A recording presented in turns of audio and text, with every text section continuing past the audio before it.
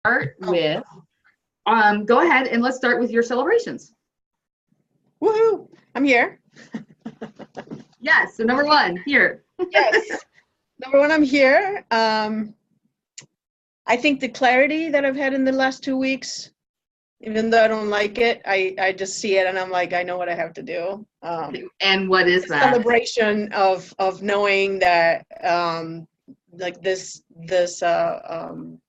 staff person is not going to work in the long run. And I think just knowing, doing the test, right, is like, let me see how you do with a step-by-step list. So doing that was really useful. So I think that was awesome to be able to write it down and, okay, this is what I expect you to do every single day, and then see what happened in a week. And it didn't go well. So. Right, so you have data now instead of emotion. Yes, so the emotion's not completely removed because I still get frustrated of like. I was like, why did I say instead of, as if it were an either or? Like, yeah, I'm like, no, all or nothing. But I now have data that I can say, okay, this is your list of things, and let me give you, what happened in this week and what I noticed. And so what I don't know how to do and might help to have the other meeting is, and I know you're big on like how you communicate and things like that. And to me, and that's why I'm focusing on this MA that I know, because with her, I don't have to say anything. She knows and she understands how I talk.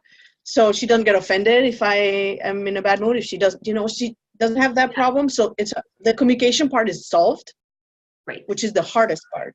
Because I have, if I've had staff before, they were never, I couldn't fire them. So. Right. There was never that. So my communication was a lot easier because I could just say, hey, do it this way, just be like, this is the way I like it done. And they know that we doctors are weird and have our own little ways of doing things. And I was particular. I was labeled as particular. That's how they would talk about me behind my back. So it was funny to hear that because I don't consider myself particular, but I guess I am. I'm special. I'm probably the worst kind. I'm like high maintenance, but thinking I'm low maintenance. That's that from When Harry Met Sally. Yep. He says that to her. She's like, you're the worst kind because you're high maintenance, but you think you're low maintenance. You're low maintenance. Yes. So I think just working on that communication and seeing how, trying to not get it from the emotion side of saying, this is not working, see you later. And then I have to do all the work because that's not going to work. Of saying, okay, can I hold off until I can get this other person that I know is going to work better. Right. And how do I do that? Well, and do you think that you're going to get the other person or a person like the other person? I think I'm going to get her. Okay. I just have to wait because I have a no compete. Right. With a big, ugly hospital. And even though everybody says they're not going to enforce anything. Why take the risk? I just don't want to make like that, and they can just squash me like a bug and we would never talk again. It'd be like, I used to know this doctor that worked also in Grand Rapids, and she's, she and went to live in the jungle. I mean, she's living in her van down by the river. Yes. So and I don't know that they know that I'm doing this. It's more paranoia on my side, but I want to be able to sleep at night and not worry that one day they're going to knock on my door. You have a non-compete, so just let it ride out. It's just exactly. So it's mid-June. When that is done, and time flies. I mean, we're already in April. Financially, yes, mid-June is going to be a better place for that type of a hire anyway, right? Yes. So the funny thing is, what I'm paying this assistant right now, because it's through an agency, is way more. Well, in the end, it's going to be about what I'm going to pay this 32-hour person, because I'm paying her directly without the agency. Got it. So I'm able to pay her. Right now I just probably couldn't pay the benefits right now. And maybe in June, it'd be more comfortable because like we'll be done, for example. So that money's there that I could pay for benefits because I won't have to pay the mastermind. And, there's a few financial things that will come to a head in May and June. Right. That'll help make that jump. It's just the timing. And I got her I would love to be her. If it is not her, somebody like her. Yeah. Well, and so that's one of the things that I'm thinking about is so we want to make sure Not the her, I'm gonna cry. right, but let's look at it big picture for a second. So the stuff that you're doing now, and I know I'm kind of out of order here. No, that's okay. I ramble, so you bring me back into. Yeah, let me hold it. Let me hold it till the right spot. I'm gonna jot it down. I see Leslie coming up. Here she comes, Miss America. Let me put my phone on do not disturb, otherwise it's gonna start ringing.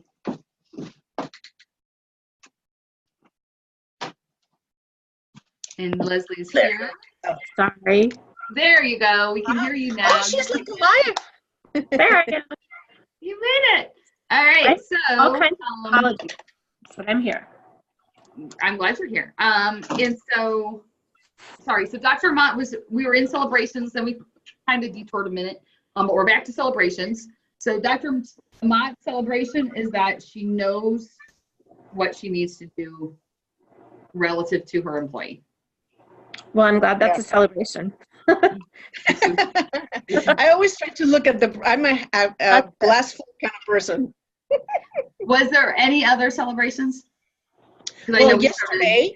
Yes. Yesterday, I mean, this is not a business celebration, but yesterday, my office was a mess because nobody was here. But I was in Detroit, and I did my interview to become a citizen. Oh, congratulations. And they thought I'm good enough, so there you go. Yay! So I just need to do the official oath thing celebration ceremony, which I'm really hoping to be like super awesome. And I'm so excited. Oh Did they That's why I bought those books about the revolution and everything. It's like trying to embed myself now into this new me. Oh my God, congratulations. Thank you. So one less stressful thing out of the way. Good. I know. It's crazy. But anyway, that was my other celebration. Yay! Leslie, celebrations. I'm trying to think. I think I did a good job the past couple weeks sticking to my planned schedule, although I had to keep reminding myself to get back to it.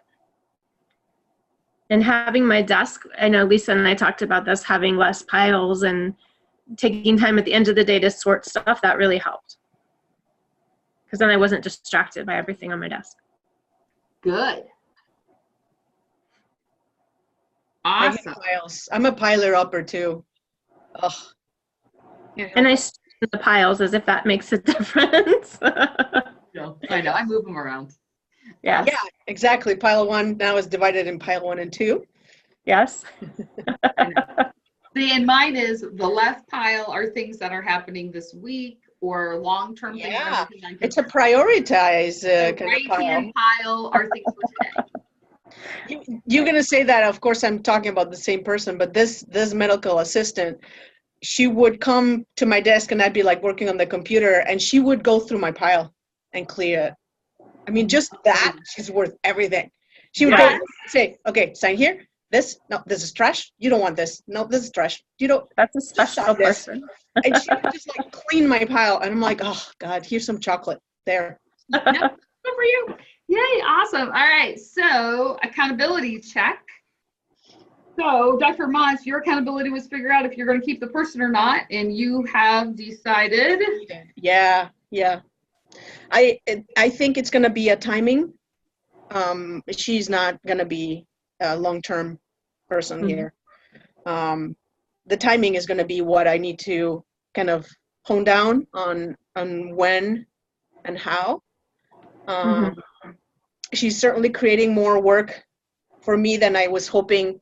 So I'm still doing a lot of the stuff that I was doing that she's supposed to be doing, but because she's not doing it, I have to do it. So I'm still like, ugh. So it's going to be exhausting from here till June. I know that is not going to work because even doing the very detailed how to tie your shoes instructions, you saw the picture of my trash can. Right. Yeah. So what In front of the printer. I put it right in front of the printer. So she almost like, kicked it a couple times. And that was there at the end of the day. And she was just sitting there, and she wanted to stay extra. She's like, well, she asked me, do you want me to stay more? I'm like, do you have stuff to do? That needs to be done? No. Okay, then you don't have to stay. Just go. As that just sat there. What are the things that she is doing well? I have to think about that. Oh, no. Some of the inventory, although I found that some of the stuff she wasn't tracking. That's the problem. Is I know what she wasn't tracking, so I tried. I guess I'm evil because I kind of tricked her. I knew there was something she wasn't tracking that was expiring, pregnancy tests that were expiring at the end of the month. But I knew because I'm still kind of ordering everything. So I'm like, I know that's going to expire at the end of the month. I wonder when she's going to tell me that this is going to expire. Nothing. And I'm like, did you notice that the pregnancy tests are expiring at the end of the month?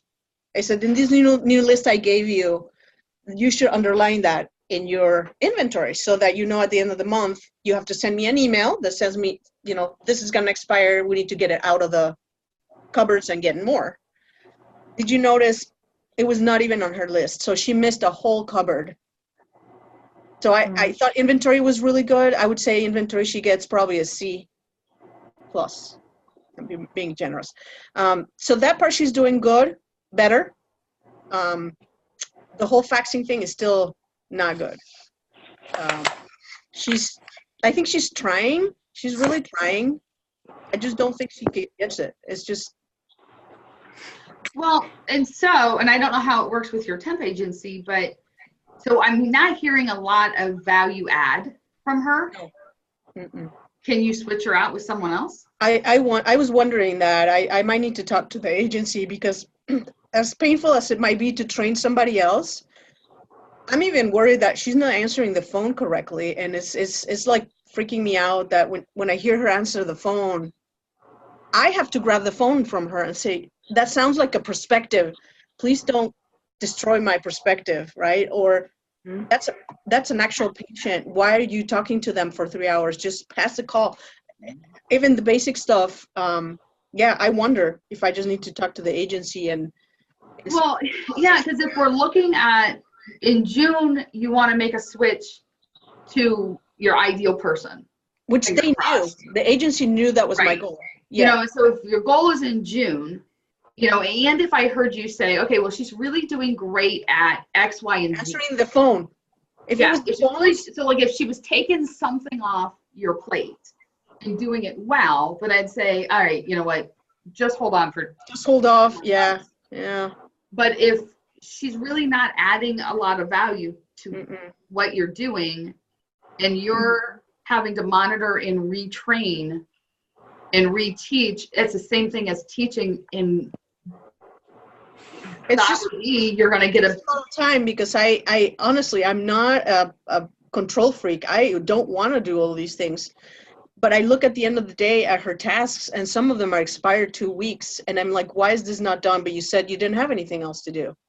But I can task here. What is she saying? Nothing. So I go and sit next to her in the computer, like back there. I grab my chair and I say, okay, let's go through the list. And I'm like, why is this one still pending? And it's like a blank. Why is this not done? So you're still not getting anything back. Leslie, what do you think? Like, I think try to grab another one. I think she maybe has kind of shut down and stopped trying, the assistant. Could be. That she maybe. I would see what your options are for finding somebody else. Okay, yeah. Okay. Yeah, I think I might need to call them. I kind of gave her the week off. It was so bad that I was like, you know what? I don't have a lot of people scheduled. I might not even come in. And she wanted to go to Chicago with her family. And I'm like, maybe that'll help the family drama. Is like, let's just take a breather here so I can think. And I think maybe I'll just talk to the agency this week. And oh, she's gone all this week? Yeah. She wanted to see family. And I'm like, that's fine. I'm not even going to be here so much. Of Mhm. course, I jinxed it, so I'm here every day, but that happens every time. So I might talk to the agency this week and at least get an exit plan, because I don't know Mhm. exactly how that works, if there's like a 30-day or something. There Yeah. might be some. Yeah, so, yeah, I think definitely, I think that's, if you're not gaining anything from having her there and you're still spending a lot of time explaining, you might as well spend time explaining to someone new and see if it's a better outcome. And you Mhm. now have all of these processes you've created. Yeah, they're for this done. I mean, person, so you're not starting from scratch. true. Yes. Yeah, and it's so funny. I thought you were going to tell me to hold off, so I'm glad that you didn't. I was going to Well, say, if you would have okay, said, Lisa's just going to say, just suck it up, Buttercup. no, if you would have said, she's really great at the phones, or, she is spot on with the inventory and C plus in the other two areas, I've been like, okay, well, No, the best is that's C the time plus. gains. Yeah. But, Mm-mm.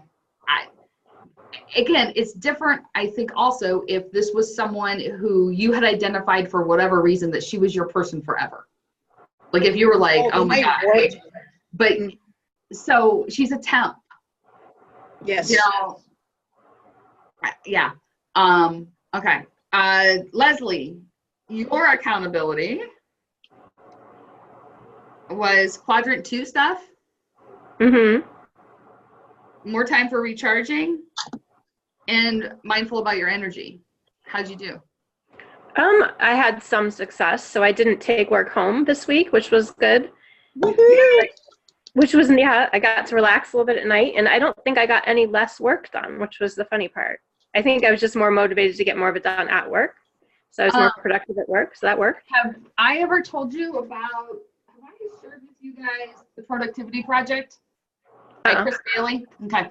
So I will come back to that. Sorry, I'm totally hijacking your accountability piece. I will come back and tell you about that. Keep going. I don't think I did any more work in quadrant 2 at all. Okay. I think I'm still putting out a lot of fires. But I was at least aware of the fact that I was what quadrant I was in. Good. Good.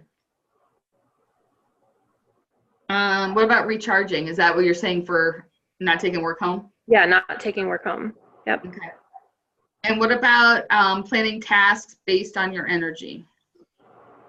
That was a little bit better. I set my goals that weren't quite as big for every day. And I think I actually got more done that way because I didn't waste as much time trying to force myself to do stuff. I just did it when I actually felt like I could do it. Awesome. So it worked out better. Woohoo! Fantastic. Yeah. Good accountability check. Productivity project. In this book, the author took time management productivity theories and then tested them out at the extremes. Mm-hmm. And so one of the things he did was he worked 80 hours a week for X number of weeks.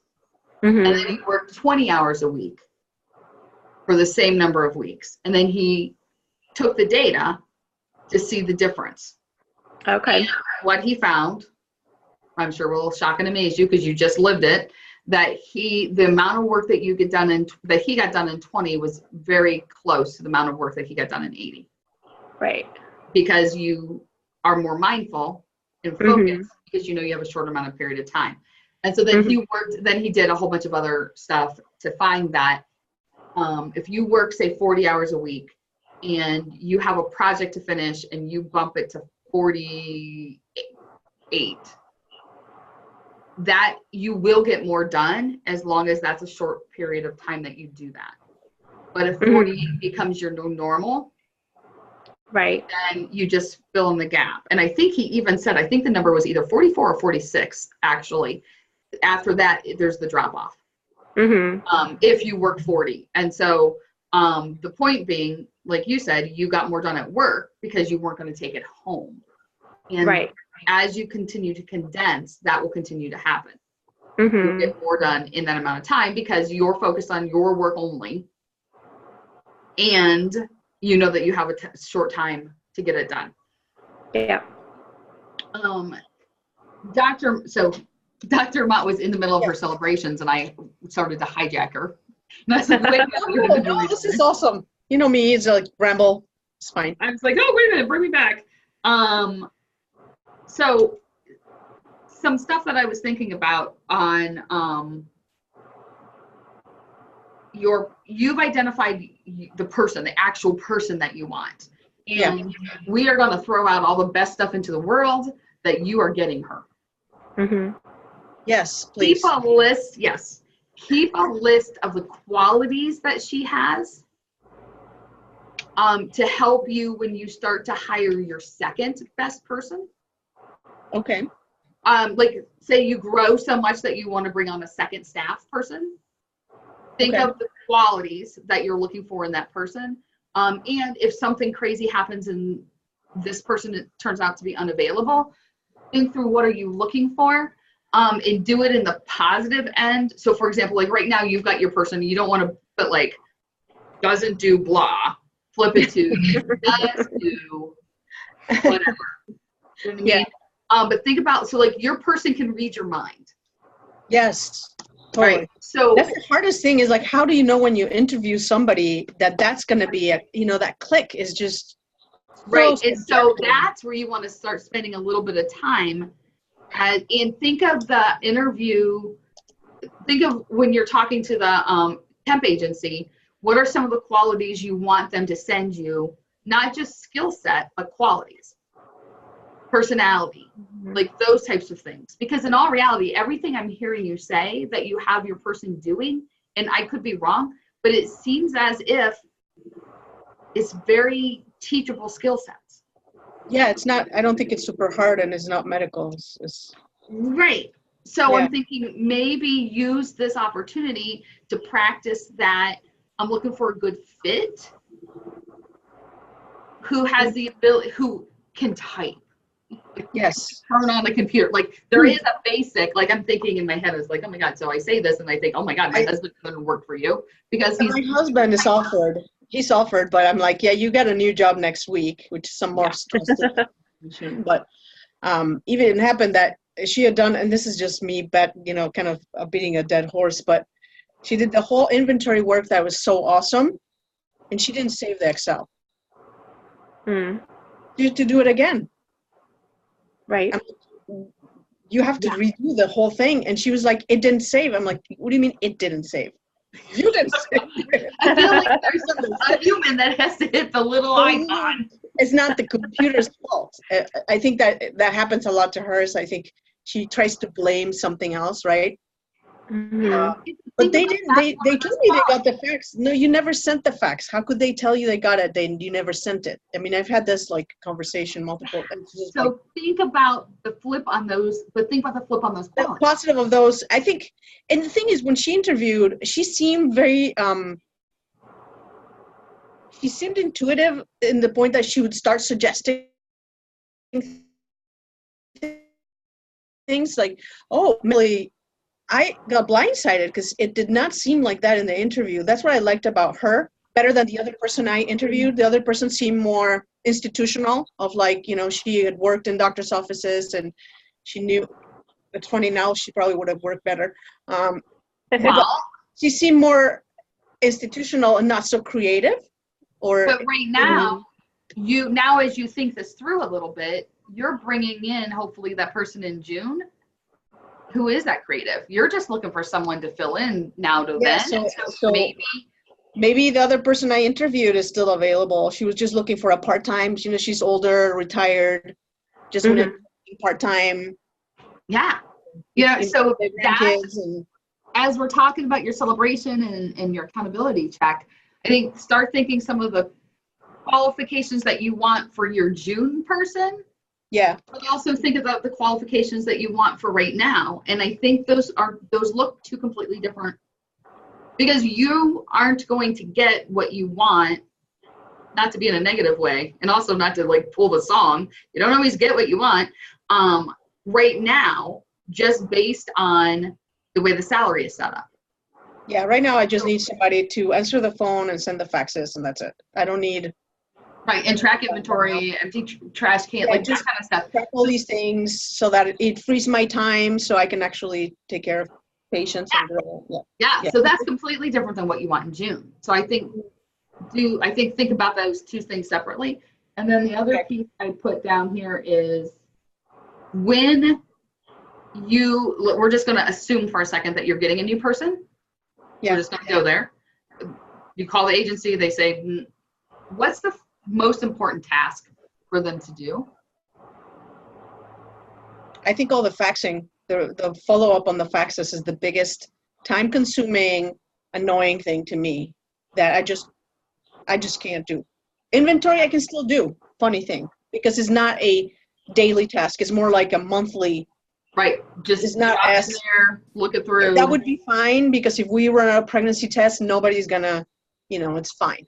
But if a referral was not received and is not followed up, that's a big quality. So that's the area that's where you want to train your new person first. Okay. Mm-hmm. So forget inventory, like thing. you need to work on these faxes. This is how this is done. Yep, here's the process that I already did. Yeah, right. Yeah. So some of this work is there, and then as you start to get a feel for the person, by all means, if they seem a good fit, you can say, feel free to adapt the process. Feel free to fix the process. Feel free to add to the process. But right now, you've got the basics plus what you need. Mm-hmm. It's the biggest bang for your buck, and it's there. Mm-hmm. Then give it a little bit of time before you add in your second piece. And depending on the person, that little bit of time could literally be the next day. Yeah. Yeah. It could be 2 weeks.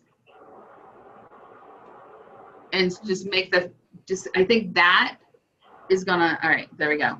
Got that one down. Wait, I don't know why I just don't have a scrap piece of paper here instead of a little Post-it note that I try to fit anytime. So there's that. All right, support. Where would you like support? Either of you, as I hijacked both of your accountability and celebrations. It's a hijack kind of day. Right? Oh.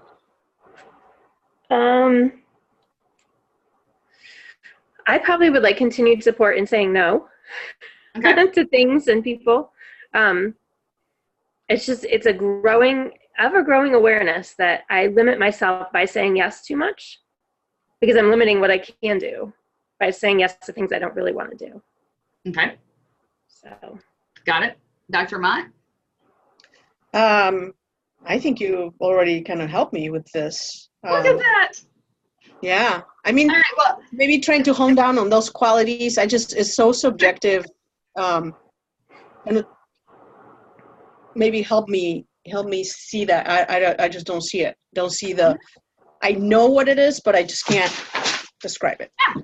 Okay, absolutely. We can go there. And the other thing that I wanted to, I want to make sure that we save some time for is I just listened to a webinar that had a really cool acronym for thinking through the steps of delegating that I like. So I want to make sure to share that with you. So don't let me forget that. All right. And how to say no. All right. So Leslie, I'm going to look at this maybe through a different lens and see if this helps. My clients, we're working on her criteria to say yes. Instead of thinking how to say no, we're looking at what would it take for her to say yes. And so what she's done is she's broken three things down into different areas. And then she asks her, so like hers are Girl Scouts. She's is a troop leader. She's the president of a NAVO chapter. So she's got Girl Scouts, NAVO, family, her business, so she's broken out the major areas in her life. And then she asks herself, what's her highest and best self, or highest and best use, or however she phrases that in each of those areas. And also what brings her the greatest joy in each of those areas. Because like she said, sorting badges for Girl Scouts in the afternoon is not her highest and best use. But spending the time with her daughter and her other troop leader and a couple of people did bring her great joy. Right. And so she wanted to make sure that she could look at both sides. Mm-hmm. And then she's using that criteria to know when to say yes. So she's trying to keep her default to anything new that comes in is a no. Mm-hmm. Unless there's a reason for it to become a yes. Yeah, that's a different way of thinking about it than I've ever thought about it, but that might be helpful. I don't Mm-hmm. know. I mean, play with it a little bit. Do you want to think through like one of the buckets of your life and what it could look like?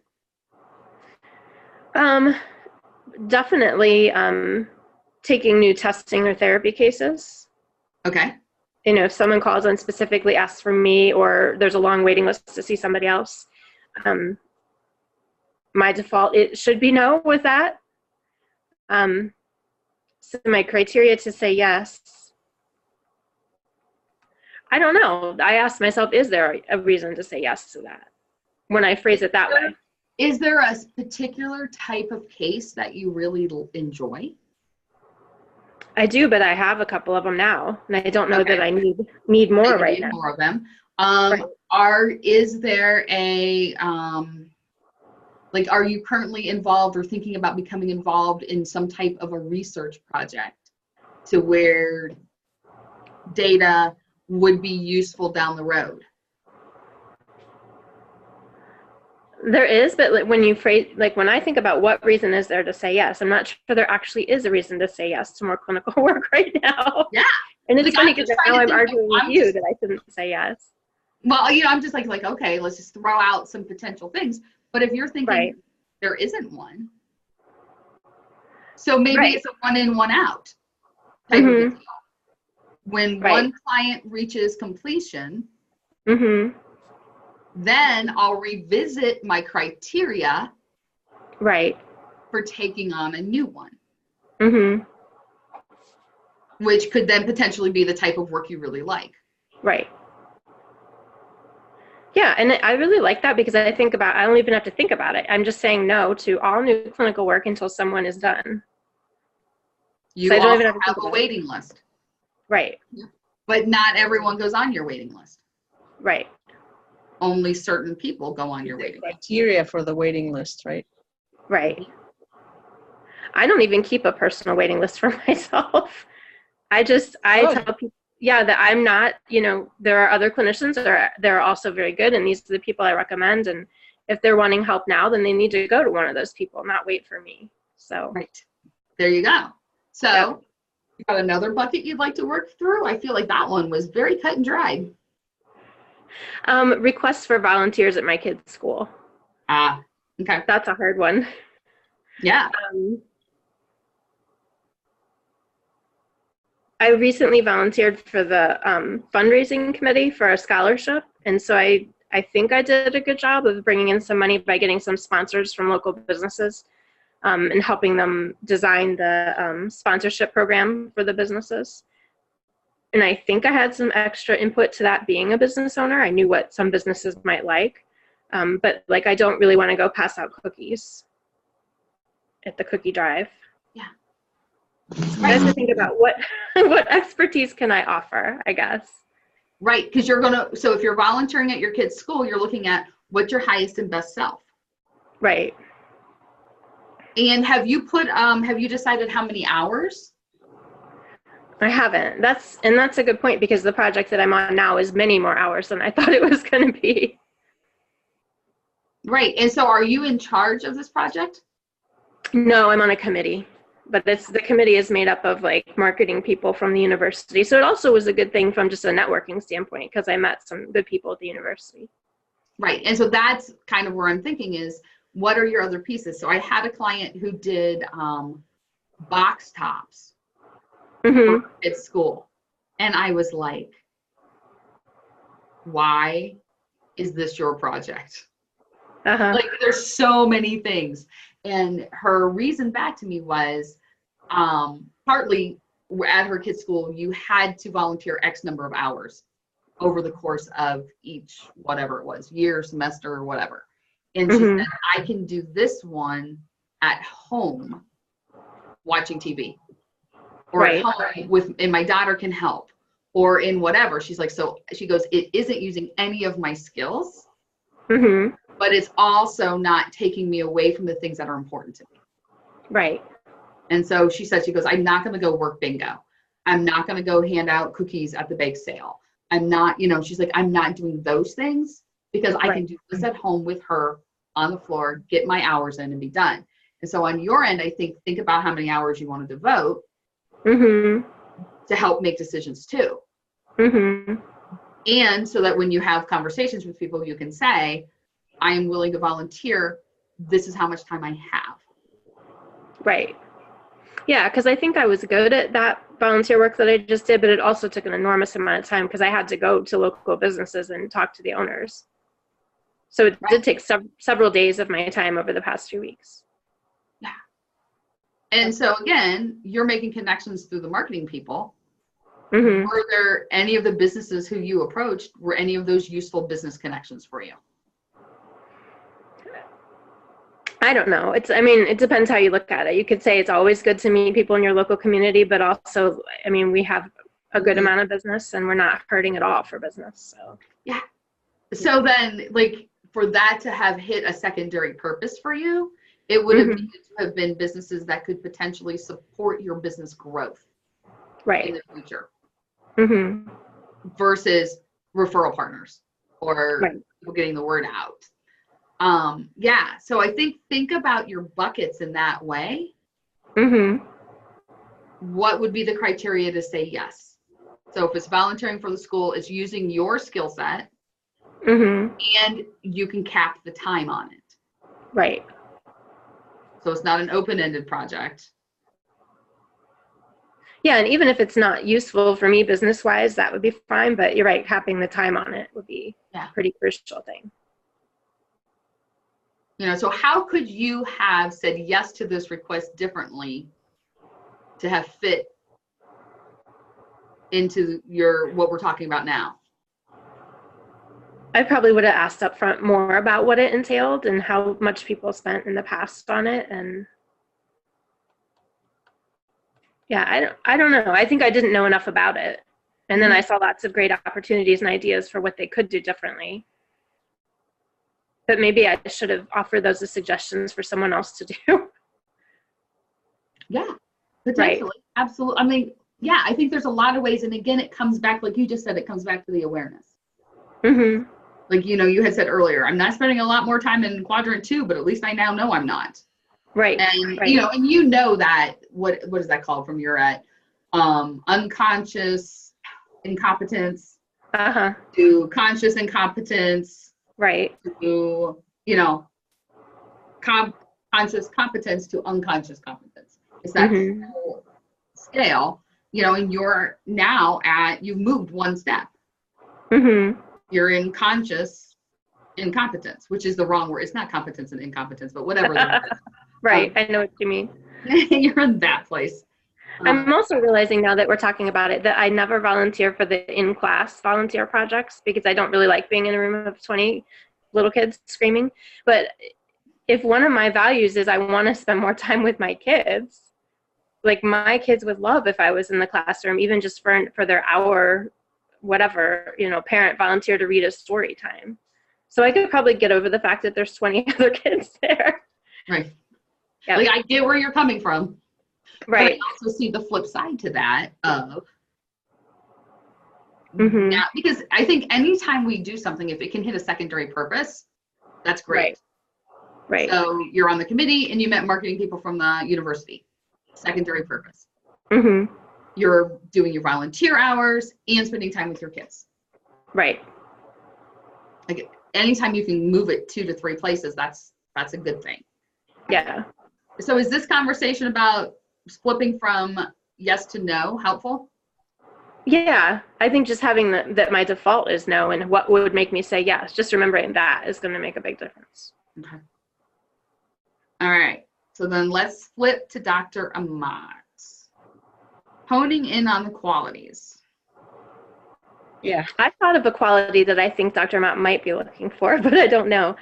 I think somebody that has a lot of energy, because you have a lot of energy, and I think that you would get annoyed with somebody that was kind of, It's like, come on, come on, come on, come on. yeah. Yeah. Like a So I fluff. think that the temp agency would understand that too. I mean, you can easily identify people who exude energy and people that don't. I think I would say that's verbal important. communicator. Mm-hmm. Taking notes. And probably a quicker processor.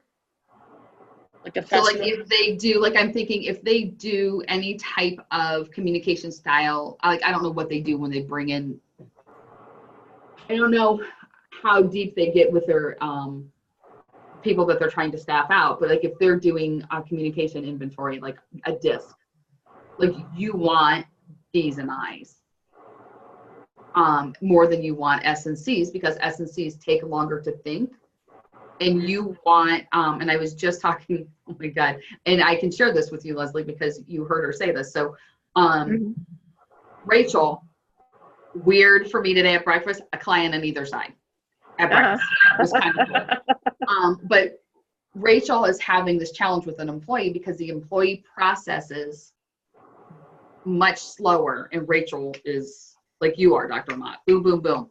And so she asked her a question, and she's like, it's like deer in the headlights, which is exactly what you've been saying about your person.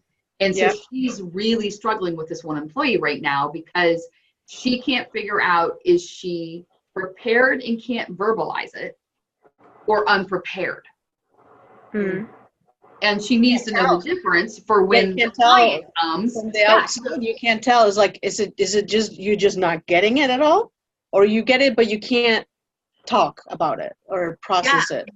And so you need someone, like it would be great if you had someone who processed quickly, but you, worst case, just need someone who can communicate that they get it. Somebody that could say, you know what, hold on, I need time to think about this. Yes. That would be fine. That would be fine with me. Is the blank stare that I just cannot deal with. It's like, so that's one of those qualities that goes on your list. You need someone who can say, give me a minute. Yeah. I don't know. I've had staff like that. Do what? Do you interview the people yourself? Does the temp agency send you like 3 people? They did. They want me as much as I want. You know, they say, however you want to be in this process. So what they did is they filtered out the people, and then they picked a few, send me an email.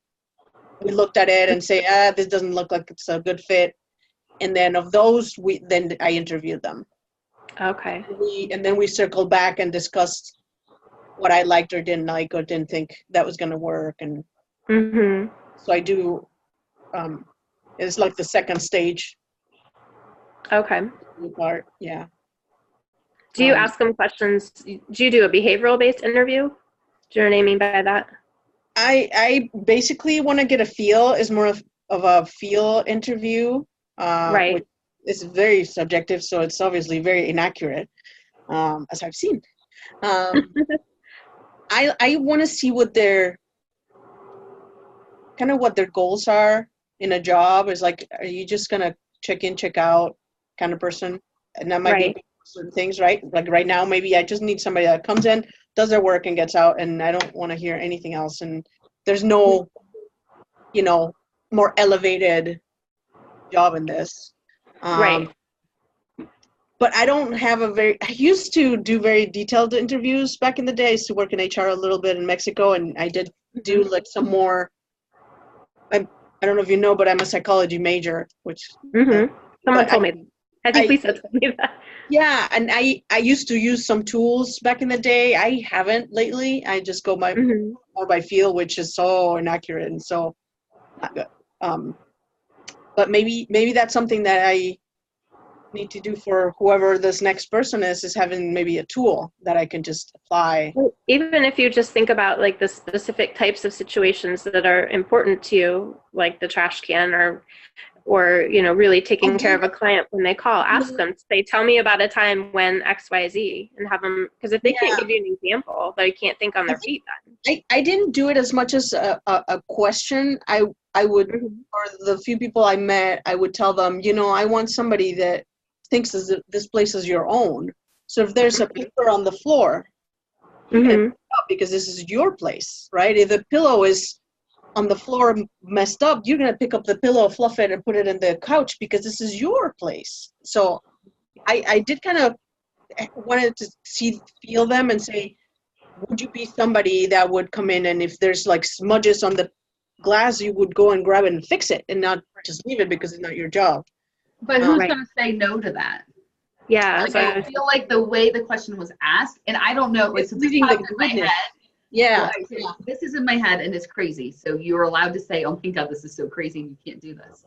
However, what if you, as part of their interview, said, okay, if you were working here right now, look around, what would you clean up, change, fix, whatever, and have like a trash can that's half full and a smudge on the thing and a pillow turned backwards, or I don't know, like some of that stuff that drives you crazy.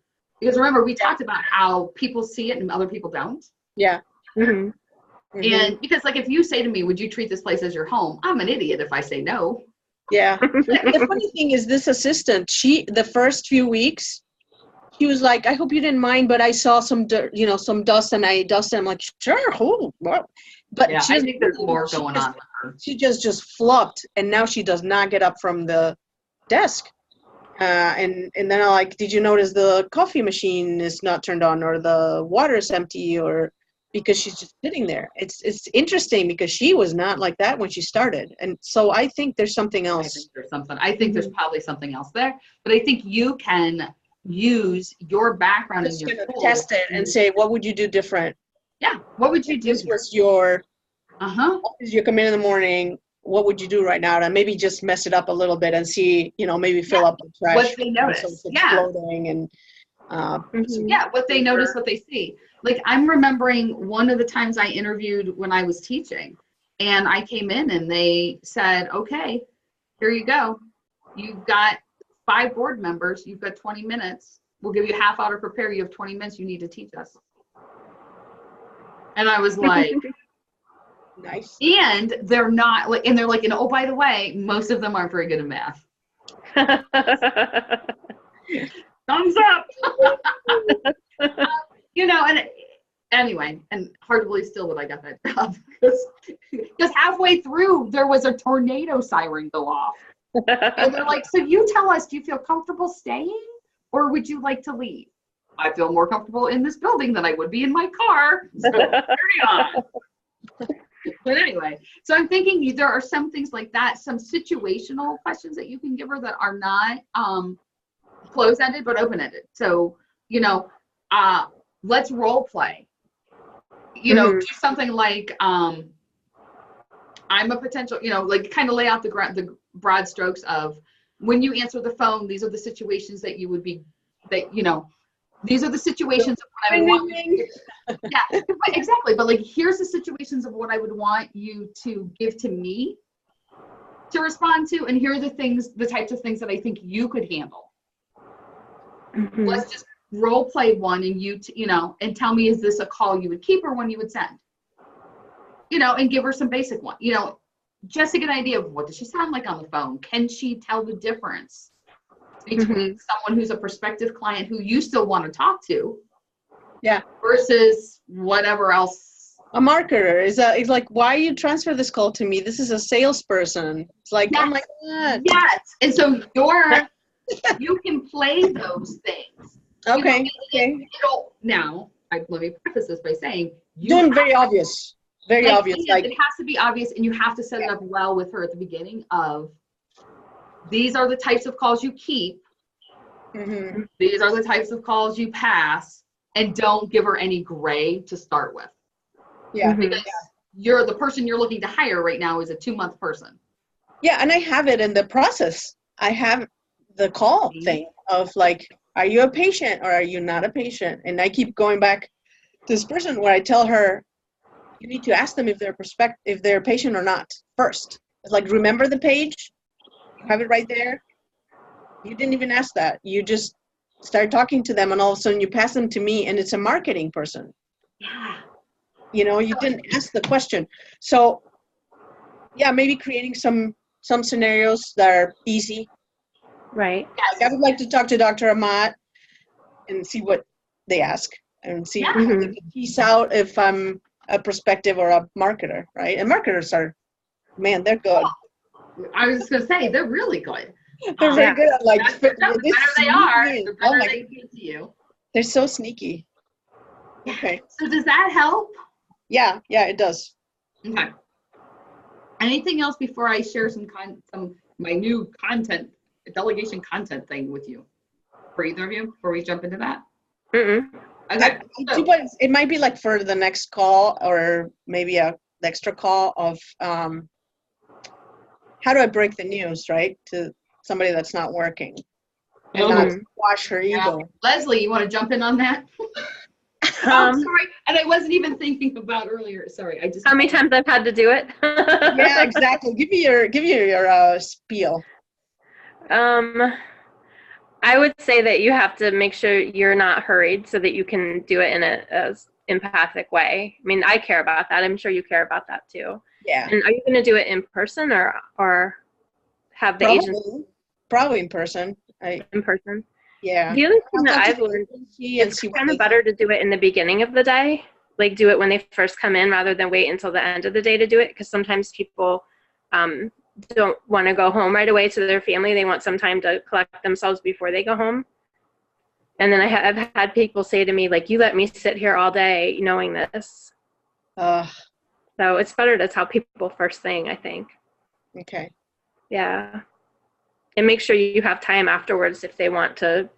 That's just me. I make sure I have time to sit with the person and make sure they're okay. Nice. You're so good. Most of my firings have ended in a positive way with hugs and, you're going to be fine eventually. Well, that's good. Yeah. So my last firing of myself, which was very funny, that they let me go because I was too happy.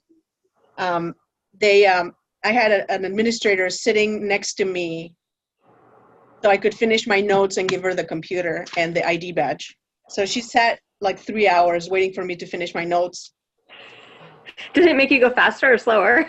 I'm a physician. I am a physician, okay?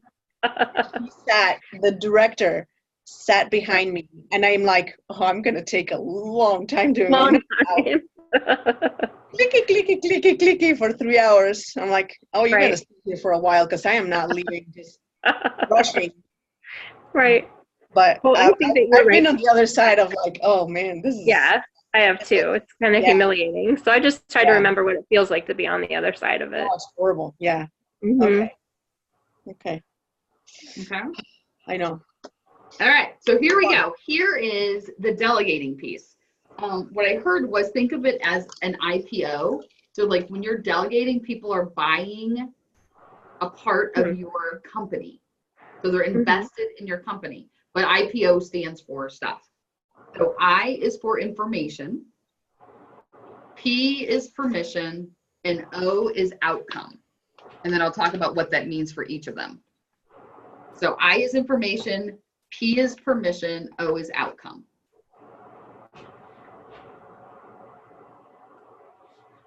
And so when you're giving them the information, you're giving them the information that they need to accomplish the task. You're giving them the information they need to make decisions. You're giving them access to whatever they need to do their job, like documents or calendars or checklists. Which all of these are pretty basic, like you instinctively, both of them do them anyway. One of the things that I like on this one is you're giving them decision-making guidelines. So kind of like what we're talking about when they answer the phone. This is when you know you need to transfer the call to me. And then also that information space is the timeline for whatever it is that you're delegating out. Does that make sense on the information? Mm-hmm. Okay. Permission. One of them is decision-making is scary. Like own it with them. I built this business. I didn't build it without making mistakes. Like sometimes you're going to make the wrong decision. And it's scary, and we're going to work from it, because you're going to make the wrong decision more than likely based on the fact that I didn't give you enough information for you to make the right decision. So that's a piece of it. Also be really clear about their role and really clear about decisions they are not allowed to make. You know, I know the one time when Liz was on, when we talked with Liz, talked about Jenny asking her questions about whether or not she could pay vendors.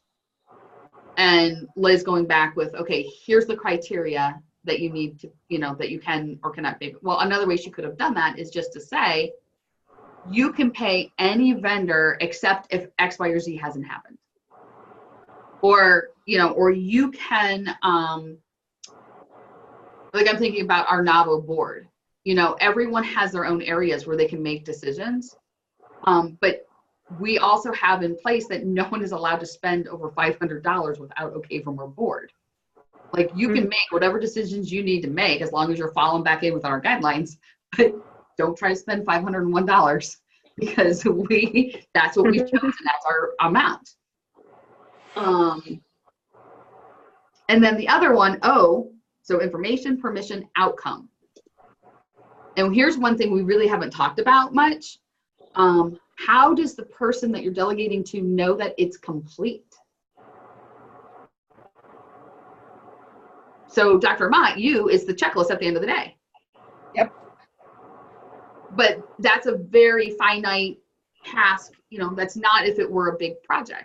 Yeah, so, most of the tasks have a you know, a built-in this, and they say, and when the records are in the chart, that task is complete. Or when you see they receive the facts and that was the end, then that's the end of that task. You can, the system helps a lot because it's actually it has a checklist, so you can check it and it drops off from your list. Right. And so think about that. How do you know it's complete? Not in terms of those types of things, but in terms of your June hire. Yeah. When you give her a project. So Leslie, in your case, if we're thinking about some of those metrics, like how do you know you found enough, found the metrics you need to find, like whatever that, or when you're thinking about marketing, when you're doing some marketing stuff with Liz or website stuff with Liz, how do you know when that project's complete? The other one is, how do you know that you performed it successfully? So is it maybe the fact that the number of new clients, or like, you know, again, take it away from the fact that it's so easy when the check marks are there. Look at a bigger picture when you're delegating things that aren't tasks, but are bigger projects. How do you know it's complete? How do you know it was done successfully? And then the line that came across, and I immediately thought of the challenge that you were having, Dr. Mott. The line they used was, when you dummy proof everything, you attract dummies. Oh. And so I think through some of those checklists that you're creating, like you want to be able to say to someone, treat this like your home. I don't have to tell you that the trash can is, I don't have to give you 30 things of what that means to me. What that means, yeah. if But there's an however, empty box right there, it doesn't, I don't have to tell you to take care of the empty box. It's pretty obvious, right? I mean, some of the stuff is like self-explanatory, but yeah, I don't want to over-explain and then. Exactly. Like right now in the position that you're at, you are. Yeah. Oh yeah. You know, and again, because of what the type of person you're looking to hire for the next couple of months, you may need to do it there too. But at some point you want to be able to be like, hey, you know, and I love what she said. She's like, if you get stuck in creating all the processes, as soon as anything changes, those processes no longer work. And so you need people who can think for themselves. So does that IPO, information, permission, outcome, does that make sense? Yeah. I liked that because I liked how it tied back into them taking ownership of the company and like that play on words. Okay. Yeah, I don't think I give people enough information all the time. I know that's a place where I'm at. But you don't know that you didn't give enough information until there's an issue and you're like, oh yeah, I didn't tell you about this, right? I mean, a lot of times you don't even know that you didn't give information. Yeah. one thing I don't see here, where would it fit, like the questions, right? Because I think Leslie and I both, and not so much now, but we have this issue of people always come back to ask us questions. Mm-hmm. Where is that here? I mean, it's part of the information, but how do you give it back? Yeah.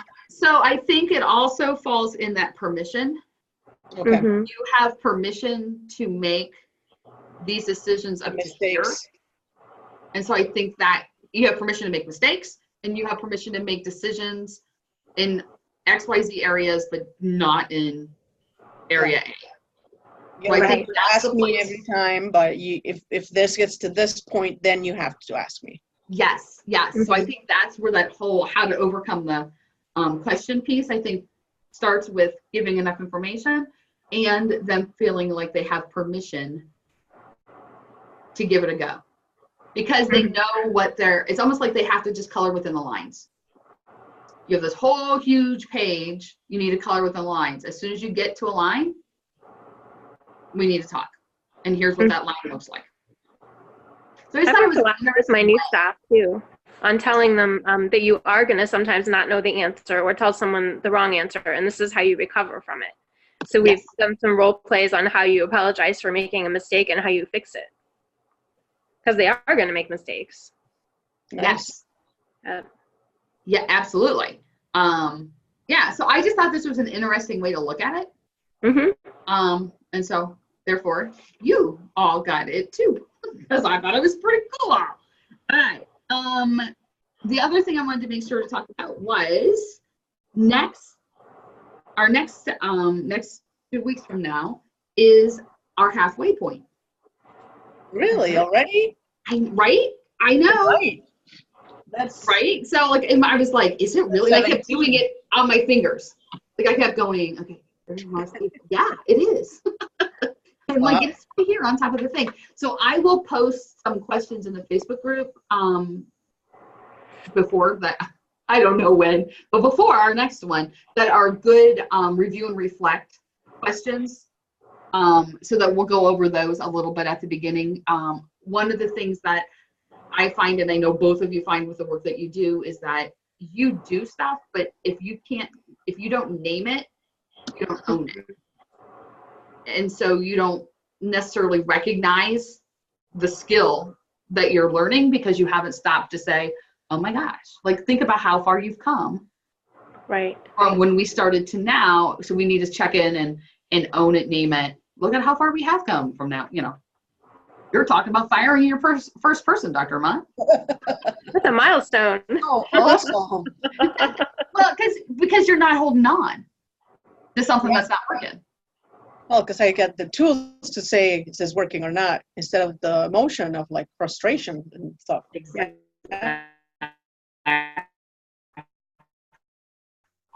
Exact. Mental effect. Right before we jumped on, I will hopefully before I leave for Memphis, but if not, I'll do it when I get back. So either if not today, it'll happen Monday. I'll have the phone number and the person to contact and the code so that you can book your room at Gervasi. I got the email back today saying, sign these documents and I can get it to you, and there's nothing attached. So if she's not, if she happens not to be working the rest of the day, there will be a delay. But if she is, we'll be there. And so we have, I don't know, how much do you want to be a surprise and how much do you want to know?